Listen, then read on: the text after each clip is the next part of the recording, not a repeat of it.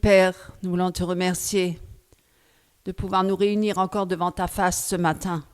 C'est une grâce imméritée.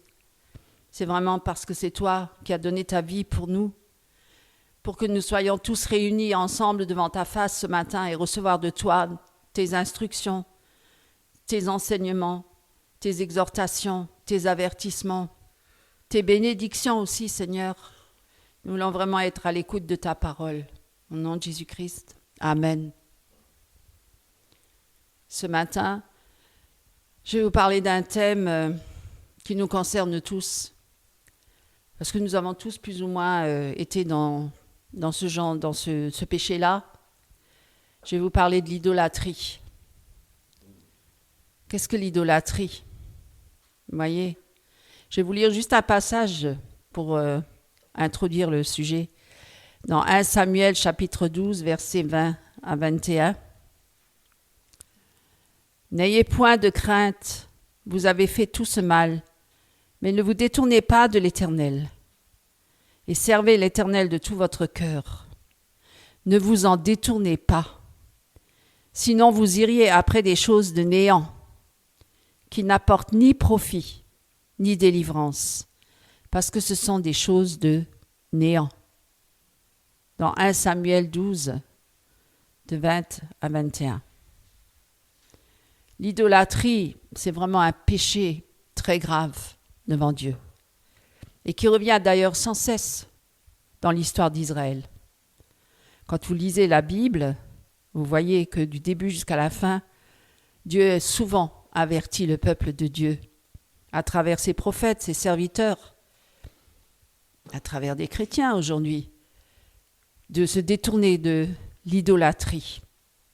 L'idolâtrie, c'est un danger qui menace tout un chacun. C'est un danger silencieux mais mortel. C'est, comme je le disais, c'est l'un des péchés qui est le plus dénoncé dans toute la Bible, de la Genèse jusqu'à l'Apocalypse. L'idolâtrie. Dieu en parle constamment, avec une intensité vraiment très particulière, car elle touche directement à sa place dans notre cœur, dans nos cœurs, et à la fidélité de son peuple, pour dire que c'est à quoi que ce soit qui prend la place de Dieu, que c'est là où Dieu doit régner, si c'est autre chose qui règne à cette place-là, eh bien nous sommes dans l'idolâtrie. C'est très simple. L'idolâtrie, c'est de donner à quelqu'un ou quelque chose la place qui appartient à Dieu seul. Et ce matin, vraiment, je vais vous inviter, mes frères et sœurs, à vous examiner vraiment, très franchement devant Dieu. Qui a la première place dans votre cœur? Qui est le premier dans votre vie? Qui est assis sur le trône de votre vie? Est-ce que c'est vous-même?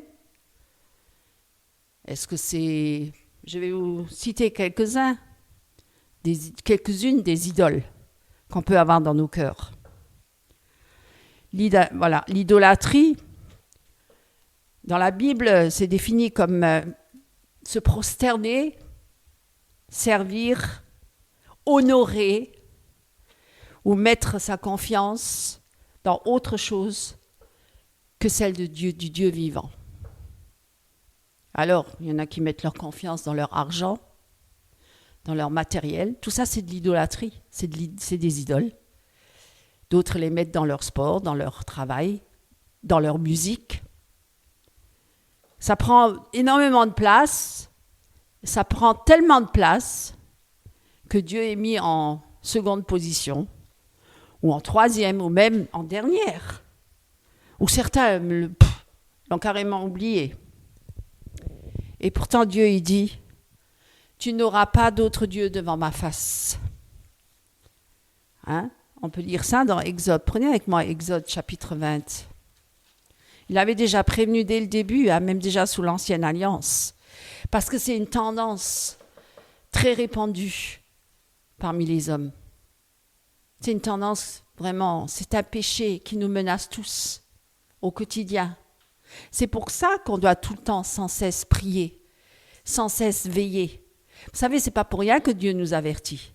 parce que les mauvais penchants de nos cœurs. Voyez, notre cœur, il est tellement mauvais. S'il n'est pas sous l'autorité du Seigneur, si le cœur n'est pas changé, croyez-moi, il y a des autres dieux qui règnent dans ce cœur-là, les faux dieux. Et c'est pour ça d'ailleurs qu'il est dit que le monde entier est sous l'emprise du malin. Quand vous êtes en face des personnes, si ce n'est pas Dieu qu'ils honorent, qu'ils glorifient en premier, vous verrez dans leur cœur beaucoup de choses qui s'agitent et beaucoup de faux dieux qui s'agitent dans leur cœur. Et nous reconnaissons tout de suite quelqu'un qui est réellement engagé avec Christ et quelqu'un qui est plutôt engagé à suivre des faux dieux et des idoles dans son cœur, tout en parlant de Jésus, tout en professant, en disant être chrétien, croyez-moi. Mais Dieu connaît le cœur et Dieu sonde le cœur. Chapitre 20, verset 3. Il est dit, « Tu n'auras pas d'autre Dieu devant ma face. Tu ne te feras point d'image taillée. » On peut voir dans l'Église catholique toutes les statues qui sont érigées. Pas que dans l'Église catholique, d'autres églises aussi. Mais particulièrement les orthodoxes aussi. Vous voyez plein d'images taillées. Plein d'images. Tu ne feras point d'image taillée, ni de représentation quelconque des choses qui sont en haut dans les cieux, qui sont en bas sur la terre et qui sont dans les eaux plus bas que la terre. Tu ne te prosterneras point devant elles et tu ne les serviras point. Car moi, l'Éternel, ton Dieu, je suis un Dieu jaloux. Je suis jaloux, qui punit l'iniquité des pères sur les enfants jusqu'à la 3e et 4e génération de ceux qui me haïssent, et qui fait miséricorde jusqu'à 1000 et à ceux qui m'aiment et qui gardent mes commandements. Tu ne prendras point le Dieu. Voilà, l'idolâtrie. Fabriquer une fausse image de Dieu ou le réduire à une représentation humaine ou matérielle. Et combien représente Dieu par une image? Vous avez des peintres, il y en a beaucoup, les statues, les images qu'on voit je donne l'église catholique romaine parce que c'est la grande église officielle qu'il y a dans le monde, mais il y en a bien d'autres qui représentent des images de Dieu, des fausses images de Dieu. On ne peut pas représenter Dieu, parce que Dieu, il est le créateur du ciel et de la terre et de tout l'univers. Vous imaginez? Tu ne feras point d'image taillée. Voilà, toutes ces statues, tout ce qu'on érige, tout ce qu'on élève, que les hommes ils se prosternent devant. Mettre quelque chose au-dessus de Dieu, même les chrétiens qui se mettent en image, en photo. Quand ils disent venez chercher votre miracle, puis ils se mettent en grande photo, en grande image. C'est plutôt eux-mêmes qui se glorifient, c'est pas Jésus. Vous voyez un peu. Et on en voit partout, et de plus en plus. Et malheureusement, avec les réseaux sociaux, ça devient vraiment très, très courant. Très courant, qu'on se montre tous en images, tous en photo, tous représentés. L'homme avant tout, l'homme qui se met en avant, plutôt que Dieu. On utilise le nom de Dieu, mais c'est pas Dieu qui est en premier, c'est pas Dieu qui est glorifié. C'est l'homme avant toute chose qui est glorifié. Et vous voyez, il y a une autre forme d'idolâtrie. C'est la cupidité. Alors, vous voyez, vous pouvez lire avec moi, prenez avec moi Colossiens 3, Colossiens chapitre 3. Alors, Colossiens, prenez avec moi Colossiens chapitre 3, verset 5. Alors, principe d'une vie vraiment très sainte. Si donc vous êtes ressuscité avec Christ, cherchez les choses d'en haut, où Christ est assis à la droite de Dieu.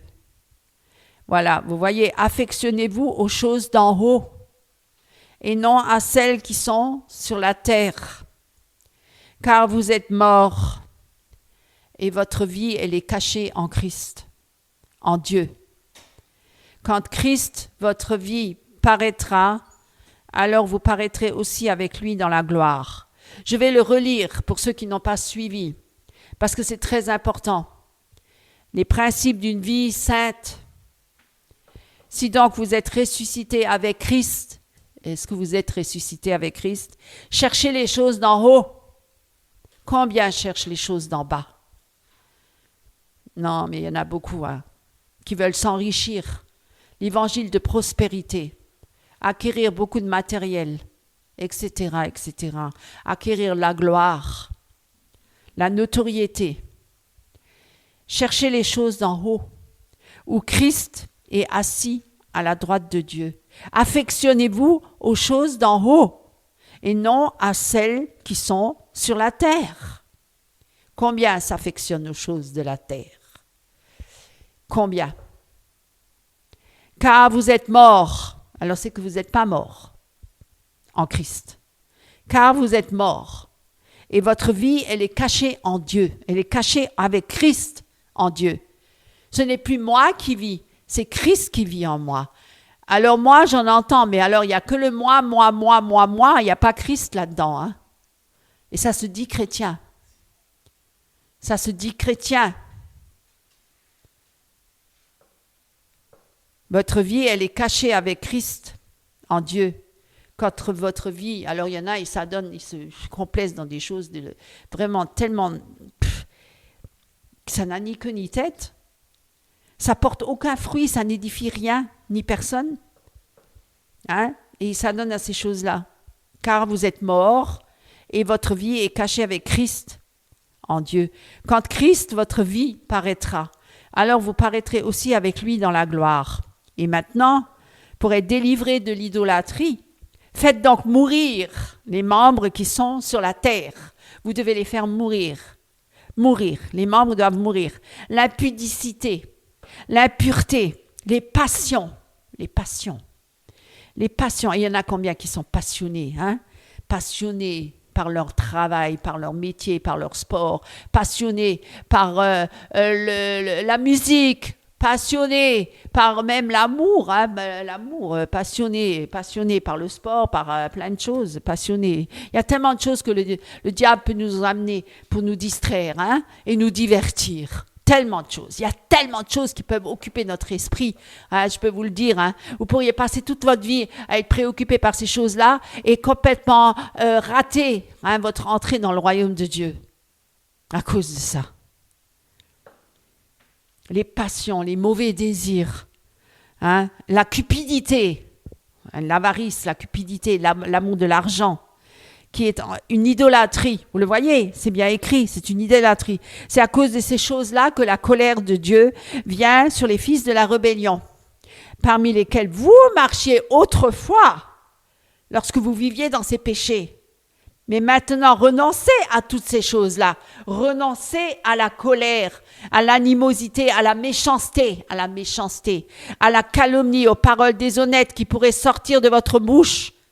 Ne mentez pas les uns aux autres. Combien mentent, hein, sont dans le mensonge. Vous étant dépouillés du vieil homme, le vieil homme, hein, qui doit être dépouillé, et de ses œuvres, et ayant revêtu l'homme nouveau qui se renouvelle dans la connaissance selon l'image de celui qui l'a créé. Il n'y a ici ni grec ni juif, ni italien, ni français, ni gitan, ni quoi que ce soit, ni polonais, ni orthodoxe, ni catholique, ni rien.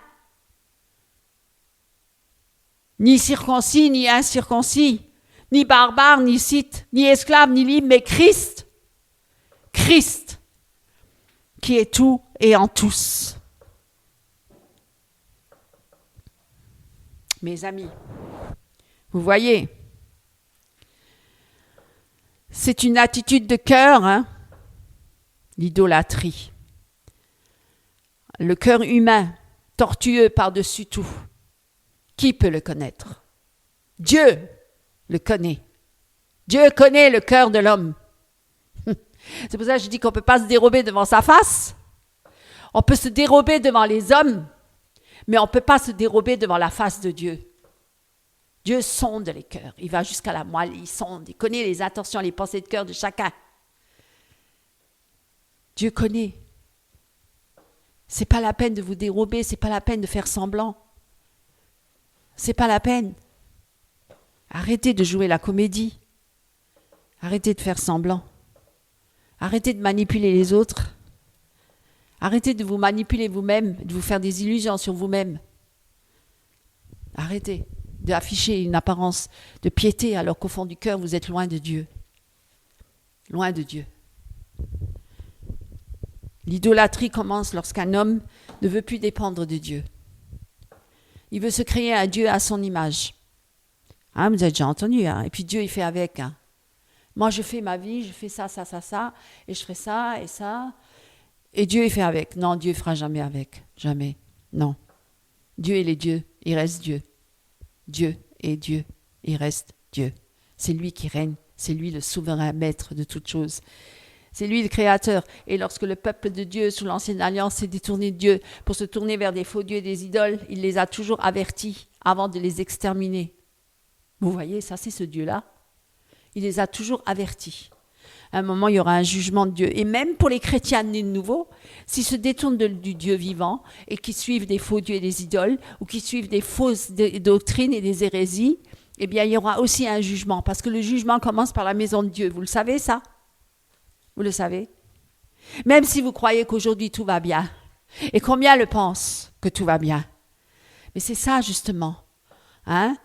C'est comme du temps de Noé, quand il a prévenu tout le monde qu'il allait y avoir un jugement qui va tomber. Si jamais ils ne se détournaient pas de leur mauvaise voie. Il les avertissait encore. Il était là comme une sentinelle. Il les prévenait, hein? Mais on l'a pris pour un fou. Et on l'a pris, allez toi, qu'est-ce que tu fais là avec ton bateau là? Il n'y a même pas d'eau. Et le jour arriva. Le déluge, il va subitement. Hein? Et ils ont tous été engloutis, anéantis. Vous voyez, il n'en restait que 8. Vous imaginez ça? C'est pas un Dieu d'amour, ça. Ah si, c'est un Dieu d'amour. Mais c'est aussi un Dieu saint. Et on ne plaisante pas avec la sainteté de Dieu. On ne rigole pas. C'est pas parce qu'on est sous la grâce, sous la nouvelle alliance, qu'on peut faire ce qu'on veut et qu'on peut dire ce qu'on veut et faire n'importe quoi et qu'on n'aura pas de compte à rendre à personne ni à Dieu. Vous croyez ça? Vous croyez? Vous croyez? Ah, quel évangile! Un évangile de peur. Non, c'est pas un évangile de peur. C'est la parole de Dieu. Dans toute la parole, et surtout dans le Nouveau Testament, dans le Nouvel Évangile, on n'arrête pas de prévenir le peuple. Détournez-vous de vos mauvaises voies. Hein? Lisez la parole, vous verrez tout ce qu'il y a écrit dedans. Détournez-vous des faux dieux, des idoles. Hein? Arrêtez de pécher. Pécherions-nous encore parce que nous sommes sous la grâce? Oh, mais oui, mais Dieu, il est miséricorde et grâce. Je reviendrai toujours à lui. Je fais des péchés toute la semaine, mais le dimanche, je viens à lui. Pardon, Seigneur, j'ai péché cette semaine. Et je recommence le lundi, et le mardi, et le mercredi, et le jeudi, et le vendredi. Je délire encore plus. Là, c'est la démence totale. Le samedi, le dimanche, je commence à me repentir. Mais c'est quoi ce jeu-là, mes amis? C'est quoi ce jeu-là? C'est quoi cette foi-là? C'est quoi? Hein? C'est quoi cette consécration-là? C'est pas une consécration, ça? Ça, c'est se moquer de Dieu. De qui se moque-t-on? On se moque de Dieu, là. Et on se moque des vrais chrétiens. Et puis on essaie de les entraîner dans la chute. Reprenez celui qui pêche dans l'église. Les premiers chrétiens à l'église primitive, ils reprenaient ceux qui péchaient. Ils ne toléraient pas le péché dans l'église. Hein? Non. Non, mais aujourd'hui, on tolère tellement de choses. Ah, mais Dieu, il est bon, Dieu, il est miséricorde, Dieu fait grâce. Et puis, on entend tellement de choses sur les réseaux sociaux. On entend tellement de témoignages. Hein? Et il y a tellement de tromperies et tellement d'hérésies qu'on s'imagine que Dieu, c'est un papa gâteau. Hein? C'est le papa gâteau. Il te donne tout ce que tu désires. Tous tes rêves vont se réaliser. Mais c'est quoi votre évangile, là? L'évangile biscuit. C'est les biscuits de Noël, alors peut-être ça me rappelle ça. Vous voyez? Hein? L'idolâtrie, elle commence lorsqu'un homme ne veut plus dépendre de Dieu. Il veut faire sa propre vie. Il veut se créer un Dieu à son image. Il y en a combien, hein? Ils veulent un Dieu contrôlable. C'est moi qui contrôle. Dieu, toi, tu fais avec. Hein? Un Dieu prévisible. Pas imprévisible. Hein? Un Dieu confortable. Un coucounine. Hein? Trop fort. Avant tout. Ah. Renonce à rien. Je renonce à rien. Je veux tout. Comme un enfant gâté pourri. Et Dieu donne. Distributeur automatique. Hein? Car ils ont changé la vérité de Dieu en mensonge. Et ils ont adoré la créature plus que Dieu. Hein? Combien adorent la créature? Et avec les réseaux sociaux, de plus en plus ça. On suit l'homme, on suit la femme, on regarde l'homme, on regarde la femme, on regarde la jeune fille, on regarde le jeune homme, on regarde les prestations, on regarde ceci, on regarde jamais à Dieu. Hein? Jamais à Dieu. Parce que Dieu ne se trouve pas dans les réseaux sociaux. Vous croyez que vous pouvez l'enfermer dans un... Hein? On ne peut pas l'enfermer, Dieu. Dieu, il est souverain maître de toutes choses. Il est le créateur de tout l'univers. Vous vous imaginez, nous, qu'est-ce qu'on est? Nous, qu'est-ce que l'homme? Pour qu'il s'intéresse à lui, à nous. Hein? Nous sommes des petites créatures. Nous devons nous prosterner devant le Créateur.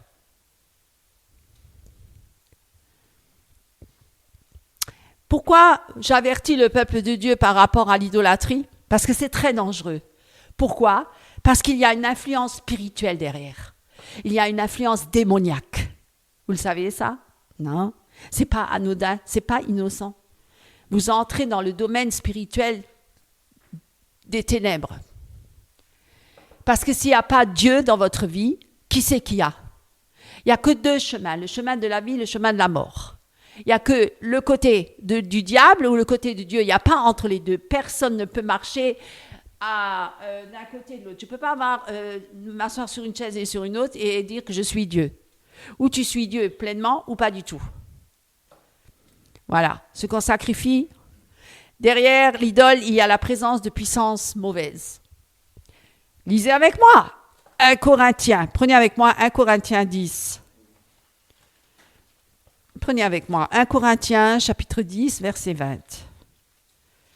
1 Corinthiens chapitre 10, verset 20. Verset 20. Que lisons-nous? Que dis-je donc? 19 même. Ouais. Que dis-je donc? Vous l'avez trouvé, mes frères? 1 Corinthiens chapitre 10, à partir du verset 19. Que dis-je donc? Que la viande sacrifiée aux idoles est quelque chose ou qu'une idole est quelque chose? Nullement. Non, en soi, c'est rien. On est d'accord. Une statue, c'est rien en soi. C'est que de la pierre hein, ou du bois. C'est pas vivant. Hein? C'est pas vivant, c'est rien. Mais je dis que ce qu'on sacrifie, on le sacrifie à des démons. C'est écrit, hein? Et non à Dieu. Or, je ne veux pas que vous soyez en communion avec les démons. Vous ne pouvez boire la coupe du Seigneur et la coupe des démons. Vous ne pouvez participer à la table du Seigneur et à la table des démons. Voulez-vous provoquer la jalousie du Seigneur? Sommes-nous plus forts que lui? Est-ce qu'on est plus fort que Dieu? Hein, l'idolâtrie, ça comprend l'adoration des démons. Vous adorez des démons. Hein, qui est associé, et souvent c'est associé à la cupidité et à la convoitise. Ça vous dit quelque chose, ça, la convoitise? Vous convoitez. Vous convoitez, vous ne recevez pas parce que vous convoitez mal, parce que vous voulez convoiter pour satisfaire votre chair. Et c'est pas pour servir le Seigneur, c'est pas pour honorer Dieu. C'est pour vous-même. Hein? Par conséquent, derrière l'amour pour les biens du monde, le matériel, combien sont matérialistes? Et pour la recherche des honneurs, combien recherchent les honneurs des hommes? Celui qui cherche encore la faveur des hommes n'est pas digne de me suivre. Celui qui veut, mais bien sûr, les pasteurs et bien d'autres, et même ceux qui sont dans l'église, même ceux qui sont petits dans l'église, l'assemblée, que ce soit petit ou grand, peu importe, c'est dans le cœur de l'homme. Peu importe qu'on ait un titre, qu'on soit sur l'estrade ou qu'on ne soit pas sur l'estrade, peu importe, ça c'est le cœur de l'homme. Même dans le monde, hein, mais je parle aussi au milieu des chrétiens. Ceux qui recherchent les biens du monde pour la recherche des honneurs aussi d'une position sociale élevée. Combien veulent être sur l'estrade? Se cache une puissance démoniaque. Moi, j'ai déjà entendu des artistes. Vous savez que les artistes, ils n'arrivent pas à vivre une vie normale. Ce sont des grands malades. Il n'y a que les moments où ils sont sur la scène qui disent que je vis enfin. Je vis enfin. Je vis là, je me sens vivre parce que je vois le public devant moi qui est là en train de m'adorer. Vous imaginez, c'est le péché du diable, ça. En train de m'adorer, en train de m'aduler. Là, je me sens vivante. Il y en a combien qui ont dit sans la scène, moi, je suis plus rien. Sans la scène, t'es rien. T'as besoin de la scène pour qu'on t'applaudisse, pour qu'on te glorifie. C'est la créature qu'on glorifie, c'est pas Dieu qu'on glorifie. Et c'est ce que l'homme, il recherche. L'homme, il recherche ce péché-là déjà de Satan. Depuis le début. Il recherche la gloire, il recherche à être glorifié lui et non pas Dieu. Et donc, c'est ça le grand péché de la plupart. Nabuchodonosor, qui n'était pas converti, mais qui à un moment s'est tellement élevé, son cœur il s'est tellement élevé, il a dit tout ce que j'ai construit là, tout cet empire, c'est moi qui l'ai construit. Dieu, il l'a amené jusqu'à devenir une bête, avec un cœur de bête. Pendant 7 ans, il a brouté de l'herbe pour montrer, c'est moi l'Éternel. Vous voyez, c'est ce Dieu-là, il n'a pas changé, il est le même hier, aujourd'hui, demain, éternellement, il est le même.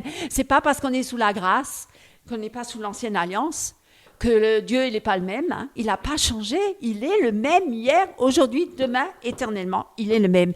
La grâce, c'est parce que Jésus a accompli l'œuvre pour nous et que grâce à Jésus, et si on se réfugie en Jésus et qu'on reste vraiment en Christ et que c'est Christ qui vit en moi et que ce n'est plus moi qui vis mais que c'est Christ qui vit en moi, alors je suis sauvé, je suis protégé, je suis réfugié, je me suis réfugié en Dieu. Pour que justement je ne sois pas sous la condamnation, pour que justement je ne sois pas sous la malédiction,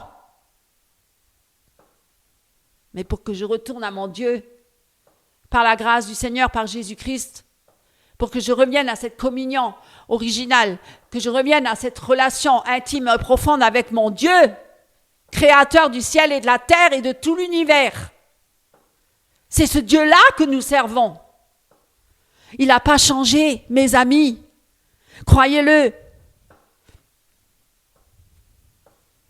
il est toujours vivant.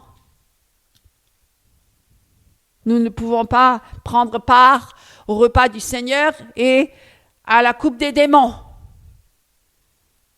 Nous ne pouvons pas être en communion avec Dieu et participer aux fêtes idolâtres du monde et à glorifier les démons. Nous devons réformer nos voies. Nous devons examiner si nous sommes réellement avec Dieu, avec Christ. Et ces temps tellement difficiles là, et ils sont difficiles. Hein. On a vraiment besoin du Seigneur. Hein. On a besoin qu'il nous fortifie.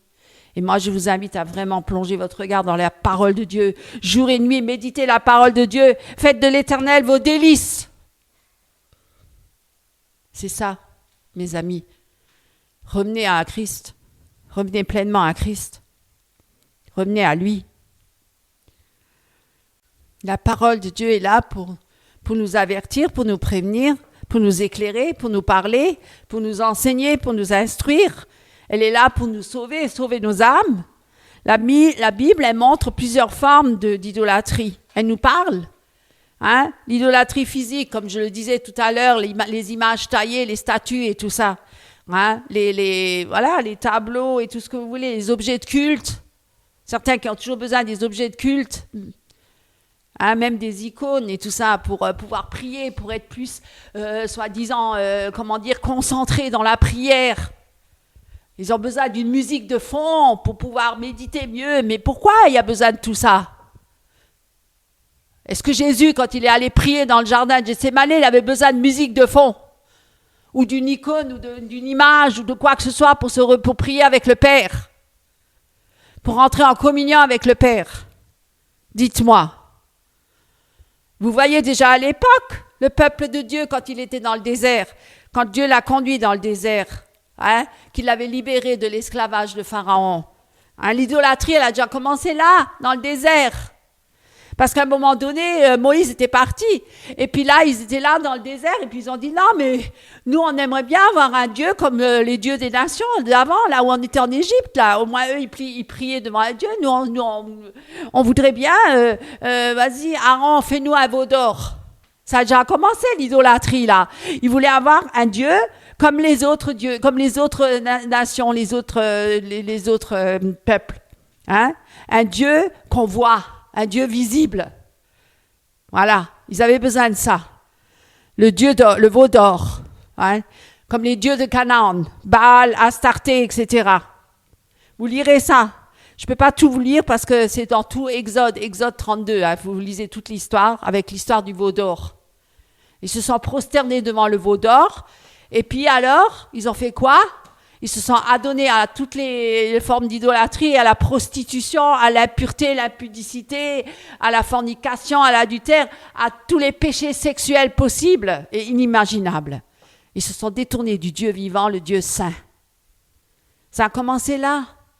Comme à l'époque, quand ils ont réclamé un roi, quand Dieu l'a dit, mais je ne vous suffis pas, je suis votre roi. Non, on veut un roi comme toutes les nations. Eh bien, vous aurez un roi. Mais je vous le dis, si ce roi-là, il ne se soumet pas à moi, eh bien, vous allez souffrir. Et c'est ce qui s'est passé. Combien de rois n'étaient pas fidèles à Dieu et ont fait souffrir le peuple de Dieu. Alors que si on se serait contenté de ce Dieu-là, et en se disant que c'est notre roi, pourquoi on recherche toujours des hommes et des femmes pour avoir une communion avec Dieu? Nous avons une communion avec Dieu. Vous avez une communion avec Dieu à travers Jésus-Christ. Jésus-Christ nous a ouvert le chemin vers le Père. Nous devons juste être en communion fraternelle les uns avec les autres pour ensemble louer Dieu et adorer Dieu et nous soutenir les uns les autres et prier les uns pour les autres. Mais c'est pas pour aller se prosterner devant un homme ou une femme, devant un pasteur ou une pastoresse ou que sais-je, un prophète ou quoi que ce soit. On n'a pas à se prosterner devant les hommes. Aucun homme, aucune femme. C'est ça l'idolâtrie. Ou ni devant le Dieu Mammon, hein, parce que vous voyez, le Dieu Mammon, il règne dans ce monde, hein, vous le voyez bien hein, autour de vous.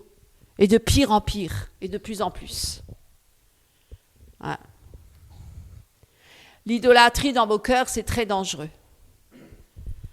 Même l'argent.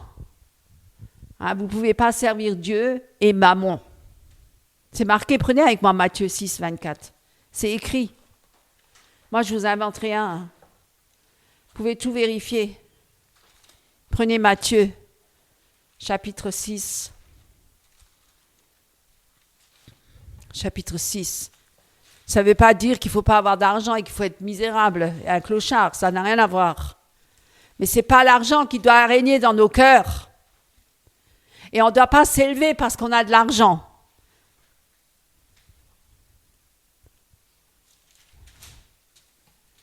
Chapitre 6, verset 24. Que lisons-nous? Nul ne peut servir deux maîtres, car ou il haïra l'un et aimera l'autre, ou il s'attachera à l'un et méprisera l'autre. Méprisera. Vous voyez, le mot, il est fort quand même, hein? Méprisera. Vous ne pouvez servir Dieu et Mammon. Vous vous rendez compte? La cupidité. La cupidité. C'est très, très répandu dans les cœurs aussi, la cupidité. Hein, moi, j'en connais plein autour de moi qui sont dans la cupidité. Et moi-même, je prie le Seigneur parce que je dis, moi, je connais, alors toi, tu es parfaite. Non, je ne suis pas parfaite. Oh là là, loin de là. Loin de là, je ne suis pas parfaite. Je ne suis pas là pour vous donner la leçon, puis moi, je me prends pour supérieure à vous. Absolument pas, croyez-le. Je suis passée par beaucoup de brisements. Et Dieu m'a taillé, hein. Dieu m'a beaucoup taillé. Parce qu'on n'en vient pas comme ça. Colossiens 3, verset 5. J'ai dû renoncer à beaucoup de choses. Et j'ai perdu beaucoup de choses, croyez-moi. Mais j'ai gagné Christ. Donc j'ai gagné vraiment le grand lot. Hein. J'ai gagné le meilleur, hein. J'ai trouvé le trésor. J'ai trouvé la perle rare. Hein.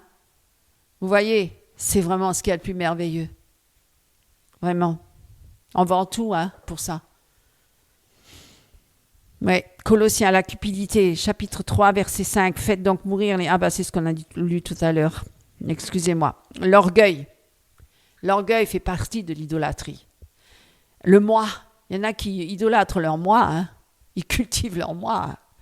C'est moi la plus belle, c'est moi la plus intelligente, c'est moi le plus beau, c'est moi le meilleur, c'est moi le grand, c'est moi le tout-puissant. Il y en a beaucoup. Hein. C'est moi qui sais, moi. Et toute la journée, c'est le moi. Et d'autres, ils viennent pour vous glorifier encore. Ah, lui, c'est un grand musicien, un grand prédicateur, un grand ceci, un grand cela. Ils viennent encore attiser le feu pour vous ramener plus en enfer. Moi, je connais il avait une fois dit, un chrétien, hein, je ne vais pas le nommer, mais peut-être vous le reconnaîtrez. Il a dit, arrêtez de me glorifier, surtout pas, moi, je veux pas aller en enfer. C'est vrai, arrêtez de me flatter, je veux pas aller en enfer.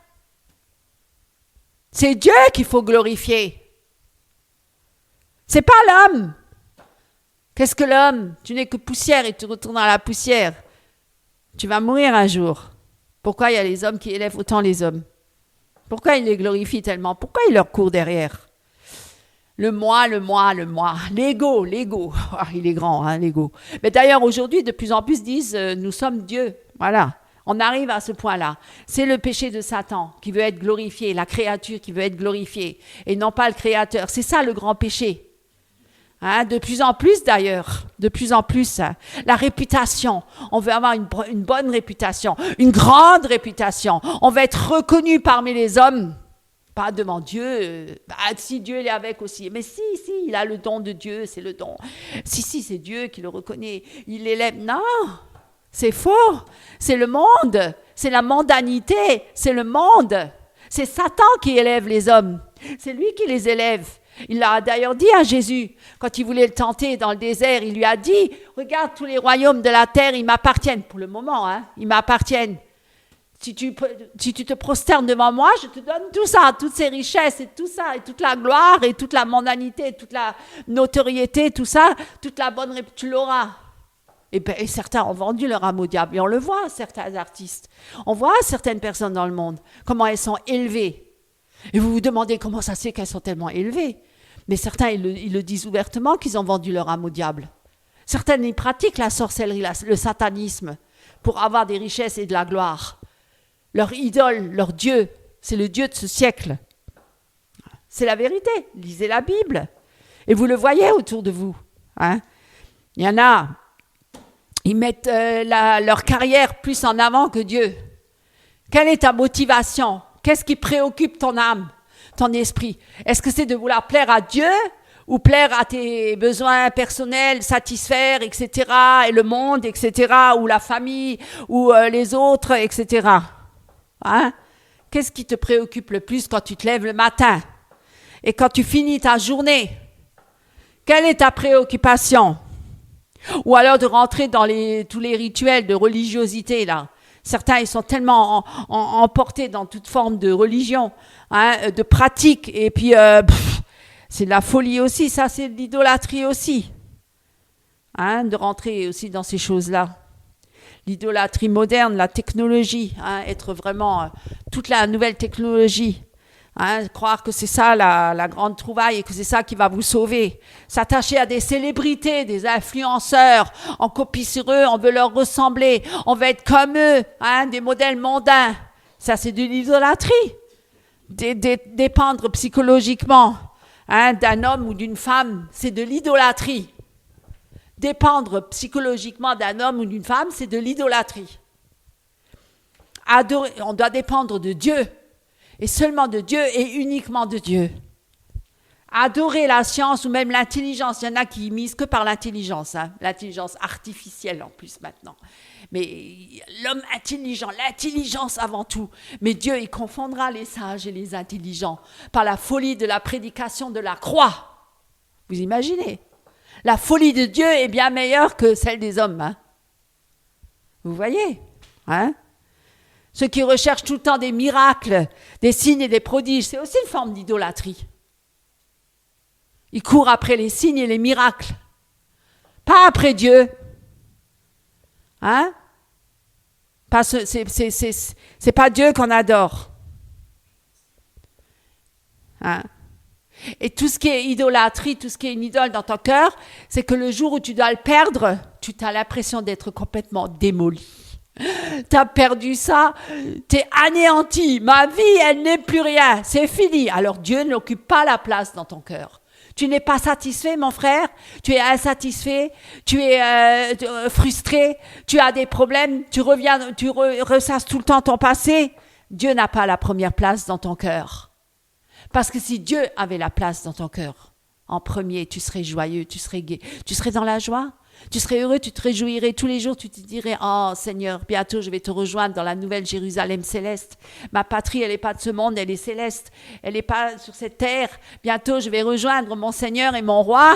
Mais en attendant, je suis là, je le loue déjà, je le glorifie parce qu'il m'a sauvé. Il m'a délivré de ce monde impie, de ce monde corrompu. Il m'a sorti de la boue du péché. Il m'a sorti des ténèbres. Il m'a ramené dans son royaume de lumière, vous vous imaginez. Mais on devrait se réjouir. Mais oui, on devrait se réjouir. Et on est là, on est triste. Ah bon, pourquoi tu es triste, mon frère? Qu'est-ce qui t'a attristé? Qu'est-ce qui t'attriste? Ton péché? Ton idole? Pourquoi tu es triste? Et si c'est Dieu qui t'a attristé, eh bien c'est pour ta délivrance. Si tu es attristé par Dieu, c'est bien. Si tu es attristé à cause de ton péché, c'est grave. Mais si tu es attristé parce que Dieu te fait passer par le feu, pour t'épurer, c'est bien. C'est bien, parce que tu vas sortir encore plus pur que l'or le plus pur. Ça va être magnifique. Tu vas être un joyau dans les mains de Dieu. Dieu éprouve ses serviteurs. Il les éprouve. Vous avez vu Abraham, comment il a été éprouvé? Il a jusqu'à sacrifier son fils. Vous imaginez? Tous les hommes et les femmes de Dieu, fidèles à Dieu, ont été éprouvés. Le chemin est étroit qui mène au royaume de Dieu. Large est le chemin qui mène à la perdition. Étroit est le chemin qui mène au salut. Et peu le trouvent. Vous serez éprouvés, mes amis. Ne vous imaginez pas que c'est un chemin à l'eau de rose parce que vous êtes en Christ. Tout cela qui prêche un évangile là, l'évangile de prospérité, l'évangile facile Dieu accomplira tous vos rêves, c'est un faux évangile. Tous les vrais chrétiens qui savent, ils pourront le témoigner. Et quand vous les rejoindrez dans le royaume de Dieu, vous verrez combien ont été persécutés. Celui qui veut suivre pieusement Christ sera persécuté. Attendez-vous à ça. C'est ce que je voulais vous dire. Votre cœur, il doit être entier à l'Éternel. Entier. Et je vais finir là. J'aurais encore eu beaucoup de choses à dire, mais je pense que vous avez reçu le message. Que Dieu vous bénisse. Amen. Bonjour mes frères et sœurs en Christ. Ce matin, prenons ensemble dans la parole de Dieu, dans le livre de Ésaïe 60, 17 à 22. Au lieu de l'airain, je ferai venir de l'or. Au lieu du fer, je ferai venir de l'argent. Au lieu du bois, de l'airain, et au lieu des pierres, du fer, je ferai régner sur toi la paix et dominer la justice. On n'entendra plus parler de violence dans ton pays, ni de ravages et de ruines dans ton territoire. Tu donneras à tes murs le nom de salut, et à tes portes celui de gloire. Ce ne sera plus le soleil qui te servira de lumière pendant le jour, ni la lune qui t'éclairera de sa lueur, mais l'Éternel sera ta lumière à toujours. Ton Dieu sera ta gloire. Ton soleil ne se couchera plus, et la lune ne s'obscurcira plus, car l'Éternel sera ta lumière à toujours. Et les jours de ton deuil seront passés. Il n'y aura plus que des justes parmi ton peuple. Ils posséderont à toujours le pays. C'est le rejeton que j'ai planté, l'œuvre de mes mains, pour servir à ma gloire. Le plus petit deviendra un millier, et le moindre une nation puissante. Moi, l'Éternel, je hâterai ces choses en leur temps. Je voulais revenir sur le passage qui parlait de la lumière, au verset 19. Je relis juste un instant. Ce ne sera plus le soleil qui te servira de lumière pendant le jour, ni la lune qui t'éclairera de sa lueur, mais l'Éternel sera ta lumière à toujours. Ton Dieu sera ta gloire. Avez-vous remarqué que beaucoup de gens se mettent devant le soleil et ils recherchent quoi devant le soleil? Un bronzage qui sert à rien, à zéro. Franchement, recherchez la vérité, recherchez la lumière, le soleil, la vraie lumière qui vous restera éternellement. Et c'est Jésus-Christ, voyons, c'est Jésus-Christ, la lumière du monde. Prenons ensemble dans Jean, chapitre 8, verset 12. Jésus leur parla de nouveau et dit : « Je suis la lumière du monde. Celui qui me suit ne marchera pas dans les ténèbres, mais il aura la lumière de la vie. » C'est Jésus-Christ, cette lumière du monde, et elle dure en vie éternelle. Soyez bénis. Amen. Bonjour chers frères et sœurs en Christ, chers invités, chers internautes. Le Seigneur est bon, mais Dieu, pour le remettre à sa juste place, effectivement, il est saint, il est véritable, il est notre conseiller, notre juge, et il est là effectivement pour nous apporter la lumière, comme le disait aussi le frère, comme il a souligné le frère. La lumière, Jésus-Christ est la lumière du monde. Alléluia. Et donc nous devons connaître ce Jésus, nous devons connaître ce Dieu pour expérimenter son amour, cette lumière.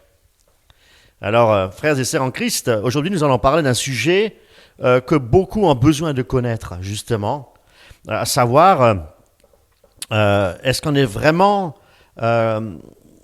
connaît vraiment ce Dieu d'Israël, ce Dieu puissant, ce Dieu véritable, ce Dieu des Écritures. Et beaucoup de chrétiens, et surtout ceux qui ne croient pas, combien de fois, lorsque nous interrogeons des personnes dans la rue, quand on leur pose cette question, qu'est-ce que tu penses de Jésus-Christ? Qui est pour toi Dieu? Ah, ne me parle pas de Dieu. Si Dieu existe, pourquoi est-ce qu'il y a tant de misère dans ce monde? Pourquoi est-ce qu'il y a tant de maladies, des injustices? On voit des violences partout. La pédophilie, la criminalité augmente. Les guerres, n'en parlons pas. Les souffrances partout dans le monde. Il est où Dieu? C'est quoi? C'est ça ce Dieu? Ce Dieu-là, il est indifférent face à toutes ces choses-là. Eh bien, ces questionnements-là, mes frères et sœurs en Christ, viennent souvent de ceux qui ne connaissent pas Dieu. Et il est aussi important de comprendre que ce que nous voyons dans ce monde, tout cela ne reflète pas l'amour de Dieu. Parce que, qui est le prince de ce monde? Voyez-vous? Mais c'est plutôt, mes amis, la condition de l'homme à cause de nos choix. Le choix de ce que nous faisons, de ce que les hommes font, et surtout aussi des erreurs. Nous devons appeler les erreurs, toutes ces choses-là, nous devons appeler ça le péché. C'est le péché. Et beaucoup de personnes se construisent aussi une image de Dieu à partir de leur propre expérience personnelle. Et par exemple, si quelqu'un a grandi dans une famille où il n'y avait pas l'amour, où il n'y avait pas, où les parents, par exemple, étaient sévères, peut-être injustes par rapport à l'enfant, où ils n'étaient jamais disponibles pour être à l'écoute, au service des enfants, eh bien, ils risquent de penser que Dieu est pareil que leurs parents, voyez-vous. C'est-à-dire que c'est un Dieu distant, un Dieu sévère, un Dieu qui est injuste. Combien de fois nous avons déjà entendu « Ah, Dieu, Dieu, j'y crois pas. Sinon mon père ne serait pas passé par une grave maladie et puis par la mort. Si Dieu existe, mon père devrait encore exister aujourd'hui. Il est mort, j'ai plus de parents. » Voilà. Voyez-vous, ces personnes reproduisent ce qu'elles ont vécu. Elles voient Dieu comme celui qui laisse le mal exister, comme celui qui ne se soucie pas de la souffrance, comme celui qui ne se soucie pas de la famine, de la violence et des injustices qu'on voit dans le monde. Mais comprenons que, comme je l'ai dit tout à l'heure, ce que nous voyons dans le monde, comme l'injustice par exemple, les crimes, les viols et toutes ces choses-là, c'est à cause de quoi? À cause de Dieu? Non, c'est la chute de l'homme et surtout le choix que les hommes ont fait. C'est l'homme le responsable. Dieu a placé l'homme responsable de ses choix, le libre arbitre. Romains 3, 23 nous dit que tous ont péché et que tous sont privés de la gloire de Dieu. Nous voyons qu'à travers ce verset, effectivement, que la souffrance que nous voyons autour de nous, c'est le résultat. C'est la résultante du péché de l'homme et non pas et c'est certainement pas que l'homme soit indifférent. Si Dieu était indifférent, il ne nous aurait jamais créés, mes amis. Et il nous a créés parce qu'il nous aime et il nous veut entièrement soumis à sa volonté. Et puis si on dit que Dieu est indifférent, eh bien c'est qu'on ne reconnaît même pas le sacrifice de Jésus-Christ sur la croix. Jésus-Christ a donné sa vie pour tous les hommes, et pas pour une catégorie, et pas que pour les élus, pour tous les hommes. Dieu a démontré son amour en envoyant son propre Fils mourir sur une croix à cause de nos péchés. Et après, on ose dire que Dieu est indifférent, que Dieu ne nous aime pas, si Dieu existe. Mes amis, quel orgueil! Quel orgueil! D'autres personnes pensent connaître Dieu, mais à travers une vision, mais je dirais trop charismatique. Voyez-vous, trop matérialiste. Et croient que Dieu est seulement là pour bénir, pour guérir et surtout pour répondre à nos désirs charnels et tous nos désirs matériels. Je veux ça, Seigneur mon Dieu. Tu vois, le voisin, il a ça, je veux la même chose, mieux. Je veux ça. C'est un Dieu copain, un Dieu qui dit jamais non. C'est un ami qui se soumet à notre volonté. Voyez-vous, ce Dieu-là, c'est le Dieu charismatique. C'est le Dieu qui se soumet à notre volonté. C'est moi qui veux, Dieu va faire. Dieu va plier les genoux. C'est moi qui décide. Moi, je suis Dieu. Mais malheureusement, ou plutôt heureusement, que Dieu ne ressemble pas à cela. Parce que je ne voudrais pas un Dieu comme ça. Qui c'est qui voudrait un Dieu comme ça, franchement? Qui c'est qui voudrait un Dieu comme ça? Dieu, la parole de Dieu nous enseigne que Dieu est un Dieu saint, un Dieu jaloux, un Dieu juste dans sa sentence et un Dieu souverain, à qui nous devons obéissance, respect et crainte, mes amis. Ça, c'est le Dieu d'Israël, le vrai Dieu, le Dieu de la Bible. Le Dieu de la Bible, je dis bien, ce n'est pas que le Dieu du Nouveau Testament, pour nos amis charismatiques. Le Dieu de l'Ancienne Alliance, c'est le même Dieu. Le Dieu souverain, le Dieu qu'il faut craindre, où il faut trembler. Et le Dieu, il n'est pas un distributeur automatique de bénédictions. Il l'est peut-être pour vous, mais il ne l'est pas, en réalité. Connaître Dieu, ce n'est pas chercher uniquement les dons, c'est chercher sa présence, c'est chercher sa volonté et chercher le cœur de Dieu. David est un homme avec le cœur de Dieu, voyez-vous. Nous cherchons le cœur de Dieu. Dieu, il a un cœur, mes amis. Dieu, il a un cœur. Matthieu 22, 37. Prenons ensemble Matthieu 22,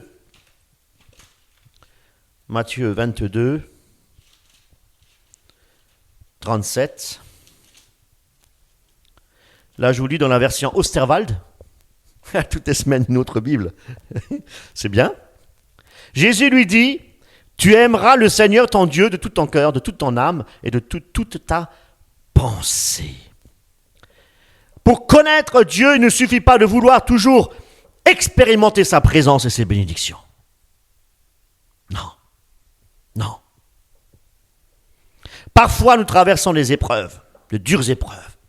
Peut-être à travers une maladie, peut-être à travers un deuil, des pertes d'un être cher, peut-être des situations analogues, des fois des situations que nous ne comprenons pas, où il y a des interrogations.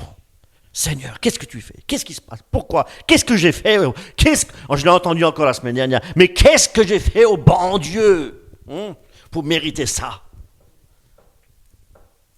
Donc, mes amis, nous traversons des épreuves et dans ces moments-là, il est facile, effectivement, de se poser ces questions. Mais Dieu, tu es où?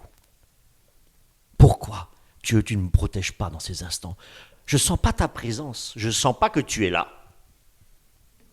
Je ne sens pas. Mais t'es où? Je ne te sens pas. Je ressens rien. Au contraire, c'est très froid. Je ne sens pas ta présence. Mais c'est justement dans ces moments-là que la foi est mise à l'épreuve, mes amis. Dieu ne disparaît pas. Il est là, par la foi. Même si nous ne sentons pas sa présence. Ne nous fions pas à la présence de Dieu. Ne nous fions pas à la rechercher la présence de Dieu, l'onction de Dieu. Pour trembler, la manifestation de l'esprit, pour trembler dans le repos de l'esprit et vivre des choses extraordinaires et surnaturelles, mais qui ne viennent même pas du Saint-Esprit. Le diable imite les choses de Dieu. Mes amis, attention. Vous voyez toutes les guérisons comme si c'est Dieu qui guérit. Ah, il y a des guérisons, c'est Dieu qui guérit. Mais le diable aussi fait des miracles et des guérisons pour séduire même les élus s'il le fallait. Vous croyez peut-être que ça c'est une guérison qui vient de Dieu? Eh bien non, elle peut venir du diable. Pourquoi? Parce que là où la présence de Dieu n'est pas, là où l'Esprit de Dieu n'est pas, là où la croix n'est pas prêchée, mes amis, là où l'argent est mis en avant, là où le surnaturel, le charisme est mis en avant, il n'y a pas de place pour le Seigneur. Il n'y a pas de place pour l'Esprit de Dieu. Donc il s'agit d'autres esprits, des esprits qui font des miracles et des guérisons. Des autres esprits. Lorsque nous voyons des gens ivres de l'esprit, ivres, titubés, en train de rire, venez prendre le banquet de Dieu, le banquet de Dieu, le bar du Saint-Esprit, mes amis. Oh Seigneur. Et dans ces églises-là, il y a des guérisons. Posons-nous la question. La foi, c'est avancer même quand il fait nuit, quand tout est sombre. C'est croire que Dieu est là, même quand tout semble sombre autour de nous. C'est là que Dieu est présent. Pour éprouver, comme le disait mon époux ce matin, la foi. Pour nous épurer. 2 Corinthiens 5, il est dit que nous marchons par la foi et non pas par la vue. Paul nous enseigne de ne pas marcher par la vue, par les sentiments, par les ressentis, mais de marcher par la foi. Parce que ce n'est pas le ressenti qui va vous sauver, c'est la foi qui va vous sauver. Que celui qui s'approche croit que Dieu existe, c'est la foi. Ah, mes amis, la foi. Dans Jacques, il est dit, mes frères, regardez-vous comme un sujet complet de joie les diverses épreuves que vous devez passer. Voyez-vous? Sachant que l'épreuve de votre foi produit quoi? Produit quoi? La persévérance. Persévérance des saints. La persévérance des saints pour arriver jusqu'au bout, pour être dans la gloire avec le Seigneur. Pour hériter cette couronne, il y a un travail à réaliser. Achever la course. Paul le dit, Paul le mentionne. Nous devons travailler jusqu'à la fin pour être sauvés. La foi, ce n'est pas seulement un sentiment, ce n'est pas une bénédiction qu'on doit expérimenter. On parle tout le temps d'expérience, de ressenti. Mais le Seigneur nous parle de la foi. La foi qui sauve. La foi peut se pratiquer dans les moments où on ne ressent rien. Comprenez? Je répète, la foi, elle peut effectivement se pratiquer quand on ne sent rien. Dans les moments où nous ne sentons rien. Ces moments sont justement des occasions pour que Dieu puisse travailler en nous, pour nous purifier et pour renforcer aussi notre confiance en l'Éternel. C'est comme ça qu'on reçoit la confiance en l'Éternel, en passant par des épreuves. Frères et sœurs, il ne s'agit pas de fuir la souffrance ou de la nier. Dieu permet parfois les épreuves pour nous rapprocher de lui.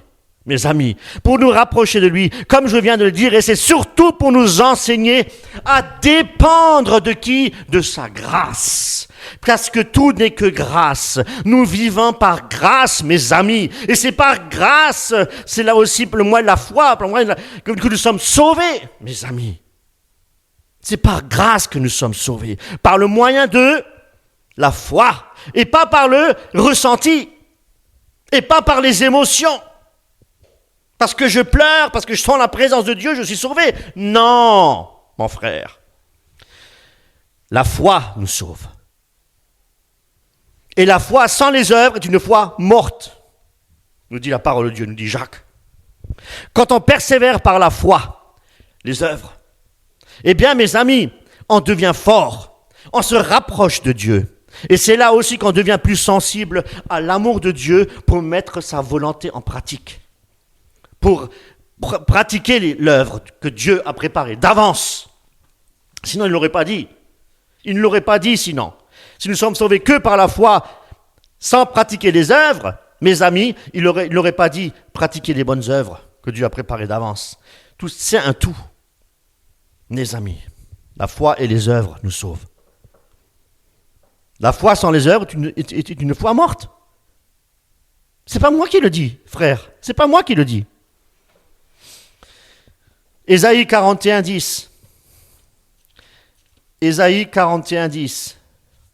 Ne crains point, car je suis avec toi. Ne sois pas éperdu, car je suis ton Dieu. Je te fortifie, je t'aide, et je te maintiens par la droite de ma justice. Voilà, frères et sœurs, la foi ne dépend pas de ce que nous voyons, mais de ce que nous croyons. C'est ça. Même si des fois on ne comprend pas les choses tout de suite, même si on ne voit pas tout de suite la fin de nos difficultés, le tunnel, on ne voit pas le bout du tunnel, mais gardons les yeux fixés sur Jésus-Christ, faisons confiance en Jésus-Christ, en continuant à avancer dans l'obéissance. Tant que nous restons obéissants au Seigneur, à un moment donné, ce tunnel, il y aura la lumière au bout qui nous accueillera. Alléluia. Psaume 23. Mais si nous n'obéissons pas, nous restons dans les ténèbres. Psaume 23, 4. Psaume 23, 4. Il est dit, « Même quand je marcherai dans la vallée de l'ombre de la mort, je ne craindrai aucun mal. » Non pas parce que je ressens les choses ou je ne vois pas les choses, mais par la foi et par la confiance en Dieu. Car tu es avec moi. Par la foi, il est avec nous, pas par le ressenti. C'est ton bâton et ta houlette qui me consolent. Alléluia. Frères et sœurs en Christ, rappelons-nous que nous avons été créés à l'image de Dieu. Mais qu'est-ce que ça signifie être créé à l'image de Dieu? Nous avons été créés pour vivre selon la volonté de Dieu. C'est ça. Et au commencement, Dieu, effectivement, créa l'homme à son image pour qu'il puisse vivre entièrement selon la volonté de Dieu. Adam et Ève, ils avaient effectivement, avant la chute, cette capacité justement de marcher avec Dieu, parce qu'ils n'avaient pas encore péché. Et ils avaient cette capacité de refléter Dieu et de vivre dans toute la sainteté de Dieu. Avant la chute, avant le péché. Ça, quand il dit « faisons l'homme à notre image » pour ressembler à cela. Tout ce que nous avons en nous, c'est-à-dire notre cœur, notre esprit, notre capacité aussi à aimer, ça a été placé par Dieu quand il nous a créés, quand il a créé Adam et Ève. Mais malheureusement, et c'est là effectivement que l'homme a choisi plutôt de désobéir. Et c'est ce qu'on appelle la chute. Et en désobéissant, Adam et Ève, ils ont perdu cette communion avec Dieu, mais il ne faut pas oublier qu'ils ont toujours été créés à l'image de Dieu. Mes amis, même si la chute, elle a brisé la relation avec Dieu, Dieu avait déjà un plan pour nous, pour rétablir cette communion. Alléluia! Dieu est bon, Dieu est compatissant, lent à la colère. Il veut que tout le monde se convertisse. Il ne prend pas plaisir à voir la mort de l'homme. Hein? Dieu veut sauver l'homme. Et c'est pourquoi il a voulu rétablir cette communion. Et il l'a fait par Jésus-Christ, notre Seigneur Jésus. Oui. Nous avons reçu aussi le Saint-Esprit et l'Esprit de Dieu qui est censé vivre en nous. Parce que nous sommes le temple de l'Esprit. Voyez-vous? Le Saint-Esprit nous donne justement cette force, cette capacité de ressembler à Jésus-Christ, de manifester dans nos vies ce que Dieu avait d'abord placé dans l'homme à son image.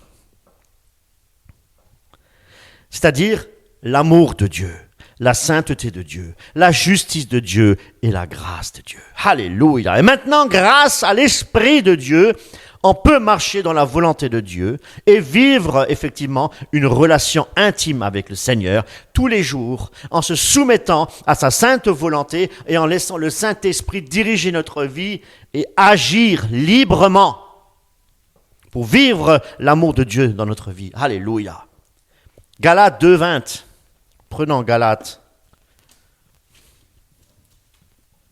Galates 2:20. Qu'est-ce qu'il est dit dans Galates 2:20? Je vis, mais ce n'est plus moi, c'est Christ qui vit en moi. Romains 8, 11. Romains 8, 11. Et si l'esprit de celui qui a ressuscité Jésus des morts habite en vous, celui qui a ressuscité Christ d'entre les morts rendra aussi la vie à vos corps mortels par son esprit qui habite en vous. Oui, nous avons été créés à l'image de Dieu pour ressembler à Jésus-Christ, mais combien de fois à cause des blessures, à cause des déceptions, à cause de toutes nos frustrations, ou de ce que nous avons vécu, on se fait une fausse image de Dieu, du véritable Dieu.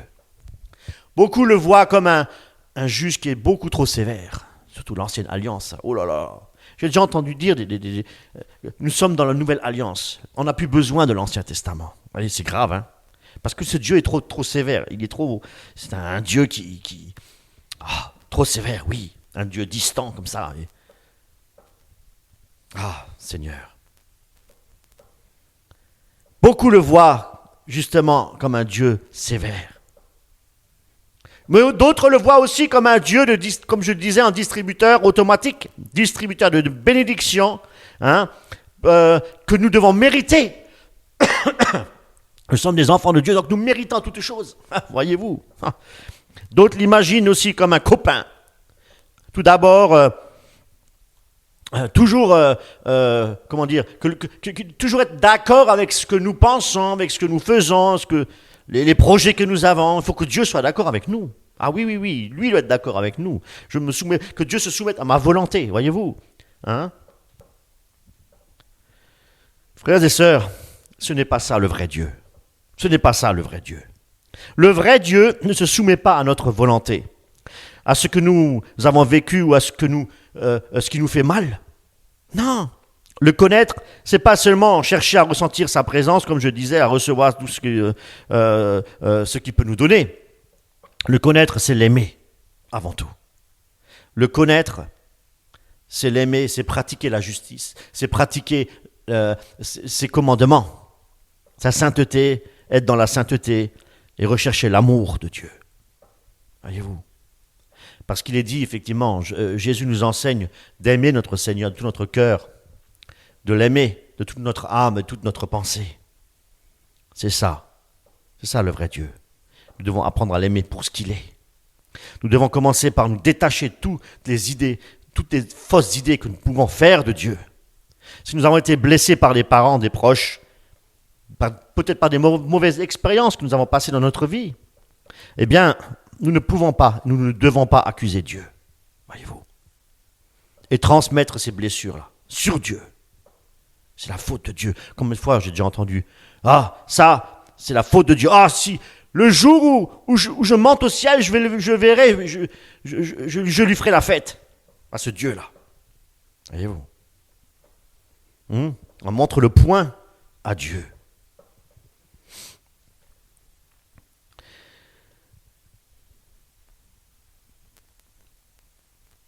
Si nous avons été blessés, mes amis, nous devons nous soumettre à la volonté de Dieu, lui faire confiance, parce que Dieu n'est pas indifférent face à tout ce que vous avez vécu. Peut-être des choses même graves dans votre jeunesse. Le Seigneur, il est tout puissant pour guérir votre âme, concernant toutes ces choses-là. Si on a des désirs ou des ambitions personnelles, on ne peut pas forcer Dieu à les exaucer. Je veux ceci, je veux cela. Seigneur, je veux ça. On fait passer notre volonté avant celle de Dieu. Et vous ne recevez rien parce que vous demandez mal pour satisfaire votre chair. C'est ce qui est enseigné. Connaître le vrai Dieu, c'est ouvrir notre cœur pour accueillir sa vérité. Pour accueillir sa vérité. Et cette vérité, elle est où ? Elle est révélée en Jésus-Christ. Elle est révélée dans les Écritures. La Bible est certainement pas comme nous on se l'imagine. On ne se fabrique pas un Dieu, on n'imagine pas Dieu comme nous voulons, selon nos ambitions. Dieu est un Dieu d'amour, c'est une vérité. Il est amour, mais il est aussi juste et saint. Il ne change pas selon nos humeurs ou nos besoins, et heureusement encore. Il ne cherche pas non plus à satisfaire nos désirs. Mais qu'est-ce que Dieu veut ? Dieu veut nous façonner. Dieu veut nous construire de l'intérieur. Dieu veut que nous apprenions à l'aimer pour ce qu'il est, comme je le disais, et non pas pour ce qu'il nous donne. L'Éternel est miséricordieux, il est compatissant, je disais, il est lent à la colère et il est riche en bonté. Nous devons voir le côté spirituel d'abord. Frères et sœurs, la vraie connaissance de Dieu, elle commence par l'humilité par l'humilité. C'est ça.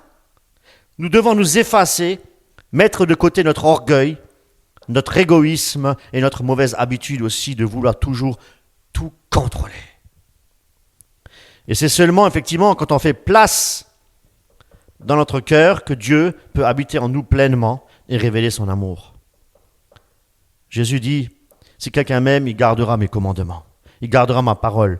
Et mon Père et moi, nous l'aimerons et nous viendrons en lui et nous ferons en lui notre demeure. Donc connaître le vrai Dieu et non pas celui qu'on fabrique, c'est se libérer de toutes les fausses images qu'on peut se faire de Dieu.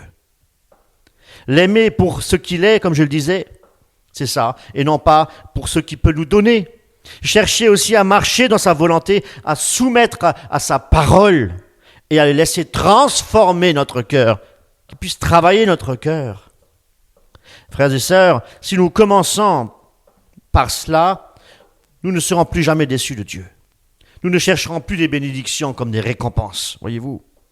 Mais nous marcherons avec lui dans une vraie relation d'amour, de confiance profonde et dans une intimité profonde, oui, avec le Seigneur. Et on sera capable de résister aux épreuves et à toutes les déceptions aussi et aux défis de notre vie. On n'accusera pas Dieu. Frères et sœurs en Christ, pour connaître le vrai Dieu, il ne suffit pas de croire en lui ou de ressentir sa présence de temps en temps. Non, c'est pas ça. Il faut connaître sa parole. Il faut lire l'Écriture. La Bible nous révèle le cœur de Dieu. Et c'est dans la parole que nous allons découvrir Dieu. Et pas dans une religion. Et pas dans un homme. La Bible nous révèle le cœur de Dieu. L'Écriture. L'Écriture nous a été donnée pour grandir en maturité spirituelle. Elle n'est pas un simple livre philosophique, comme le soulignait le frère la semaine dernière. Non, ce n'est pas un simple livre philosophique. Non. Et non pas une collection d'anciennes histoires. Hein? Non. Elle est la parole de Dieu. Nous devons méditer. Nous devons la méditer. C'est de la lire, prier. Lire, prier la Bible. Pourquoi ? Parce qu'elle est la parole de Dieu et parce qu'elle est vivante et parce qu'elle est inspirée de Dieu, comme nous l'apprend Timothée. Et c'est à travers l'Écriture que Dieu parle, au travers de ses prophètes dans l'Ancien Testament et au travers de Jésus-Christ dans le Nouveau Testament. Ces paroles, elles sont vivantes. C'est la parole de Dieu. C'est une puissance, l'Évangile. C'est une puissance pour transformer l'être humain. L'Évangile est puissant. Ce sont des paroles puissantes. Qu'est-ce que nous voulons encore d'autres paroles que l'Écriture ? Tout est révélé dans l'Écriture. C'est ça, nous avons besoin de l'Écriture. La méditer et la mettre en pratique, bien entendu. Car la parole de Dieu nous dit, elle est vivante et efficace, plus tranchante qu'une épée à double tranchant, mes amis. Alléluia. Car ce n'est pas par une volonté humaine, nous dit aussi la parole de Dieu, qu'une prophétie a jamais été apportée, mais c'est poussé par le Saint-Esprit que des hommes ont parlé de la part de Dieu. L'Écriture est la plume du Saint-Esprit, mes amis. Alléluia. Et c'est en méditant justement cette parole que nous commençons vraiment à connaître le vrai Dieu. Ce n'est pas par des expériences, ce n'est pas par des témoignages, mais c'est au travers une lecture assidue, une méditation de l'Écriture que le Seigneur se fera connaître à vous. Et si nous voulons comprendre pourquoi il y a des famines, pourquoi il y a des meurtres, pourquoi il y a des guerres et des injustices dans le monde, ce n'est certainement pas Dieu qui est responsable. La Bible nous montre que c'est le cœur de l'homme qui est méchant et qui est tortueux par-dessus tout à cause de la chute. Et il est dit, Dieu dit que l'Éternel vit que la méchanceté de l'homme était grande sur la terre et que toutes les pensées sont dirigées, se portaient chaque jour vers les choses mal, vers le mal. Le cœur de l'homme est tortueux par-dessus, il est méchant le cœur de l'homme. Dieu agit encore, toujours, avec vérité, avec sa justice et avec sa miséricorde. Dieu est parfait, il est bon, il est riche en amour, en miséricorde. Il ne veut qu'aucun homme ne périsse, mais que tous parviennent à quoi ? À la repentance et à la vie éternelle. Hein, nous dit Pierre. Alléluia. Ça, c'est la parole, ça, c'est vivant, ça. Voyez-vous ? On n'a pas besoin de commentaires pour expliquer ça. On l'a compris. On a compris que nous devons nous repentir et obéir à la parole. On n'a pas besoin de commenter ces choses-là. Elles sont écrites. Les malheurs dans le monde, la famine, les violences, les guerres, ce sont les conséquences des choix de l'homme. Comprenez bien. À cause de la désobéissance, les hommes, ils veulent vivre selon leur pensée. Ils sont loin de la pensée de Dieu. Alors, qui peut connaître la pensée de Dieu ? Car mes pensées, nous dit le Seigneur, car mes pensées ne sont pas vos pensées, et vos voix ne sont pas mes voix. Ça, c'est Dieu qui parle. Waouh ! On apprend à connaître Dieu, là. Hein ? On apprend à connaître Dieu en lisant sa parole. Mes pensées ne sont pas vos pensées, et vos voix ne sont pas mes voix. Ça, c'est la prophétie. Voyez-vous ? Ça, c'est la prophétie, ça. C'est Ésaïe. Hein ? C'est la prophétie. On n'a plus besoin de prophètes. Qu'est-ce que vous voulez ? Tout est prophétisé dans la parole. On a tout là. On a tout. Mes pensées ne sont pas vos pensées. Seigneur, que je reste dans tes pensées. Montre-moi la voie. Si je suis sur mauvaise voie, ramène-moi sur la voie de la justice, Seigneur. Nous devons prier l'Écriture. Nous devons... Seigneur. Mais l'homme, par le péché, blessure, souffrance, il se fabrique son propre Dieu, sa propre image de Dieu. Certains pensent qu'il est méchant, qu'il est trop dur parce qu'il punit. D'autres pensent l'inverse, comme on l'a vu tout à l'heure. Pour eux, Dieu est un pote. C'est un pote, c'est mon pote. Jésus, c'est mon pote. Combien de fois j'ai entendu ça ? Jésus, c'est mon pote. Frères et sœurs, Jésus est Dieu. Jésus est Dieu. C'est pas un pote. Jésus est le juge. Beaucoup se réjouissent pour le retour du Seigneur. Mais qu'est-ce qu'il est écrit ? Qu'est-ce que les prophètes ils annoncent pour le retour de Jésus ?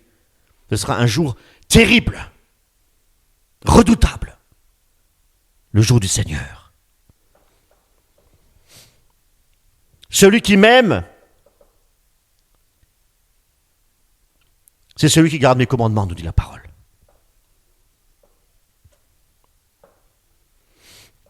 Dieu veut que nous le connaissions tel qu'il est. Il est comment, Dieu ? Il est saint, 3 fois saint. Il est juste, il est miséricordieux, il est rempli d'amour pour ceux qui lui obéissent. En lisant les Écritures, on découvre le vrai Dieu, comme je le disais. Un Dieu qui est parfait, qui est juste et saint. Et que tout ce qu'il fait est bon, mais que notre vision de lui peut être faussée à cause de nos péchés. Parce qu'il n'y a rien de bon, je le disais tout à l'heure, dans le cœur de l'homme. Et l'Éternel nous dit aussi, nous enseigne que l'Éternel est près de ceux qui ont le cœur brisé et il sauve ceux qui ont l'esprit abattu. En suivant le Seigneur, en marchant dans les commandements de Dieu, mes amis, en passant par les épreuves, on peut avoir le cœur brisé et on peut avoir l'esprit abattu. Mais Dieu nous dit qu'il est éternel, il est près de ceux qui sont comme ça. La parole est vivante, c'est une vérité. Et c'est par la foi que nous devons expérimenter ces choses-là. Pas par le ressenti, je le répète. Je ne sens pas que Dieu il est près de moi, j'ai le cœur brisé, j'ai l'esprit abattu, mais je ne sens pas que Jésus il est près de moi. Tu n'as rien à sentir. Il est près de toi, par la foi. Marche par la foi et tu verras la gloire de Dieu. Par la foi. Frères et sœurs, connaître le vrai Dieu, c'est apprendre à l'aimer pour ce qu'il est vraiment et non pas pour ce que nous imaginons de lui ou parce que pour tout ce qu'il peut donner. L'aimer, c'est se soumettre à sa volonté, à lui, à laisser le Saint-Esprit diriger, nous transformer et guérir justement toutes nos blessures que nous pouvons avoir, hein, pour nous purifier, hein, pour que notre cœur nous rende capable de vraiment refléter l'image de Dieu dans notre vie. C'est ça le plus important. Romains 8, 14, 15. Car tous ceux qui sont conduits par l'Esprit de Dieu sont enfants de Dieu.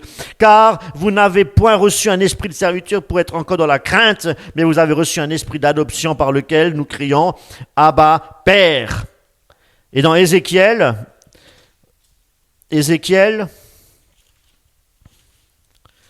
18, « C'est pourquoi je vous jugerai chacun selon ses voies. Ô maison d'Israël, dit le Seigneur, l'Éternel, convertissez-vous et détournez-vous de vos transgressions, afin que l'iniquité ne devienne point pour vous une ruine, une cause de ruine.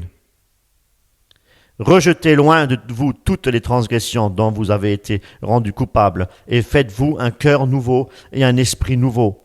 Car pourquoi mourriez-vous, ô maison d'Israël? En effet, je ne prends point plaisir à la mort de celui qui meurt, dit le Seigneur l'Éternel. Convertissez et vivez. Que le Seigneur vous bénisse abondamment. Amen.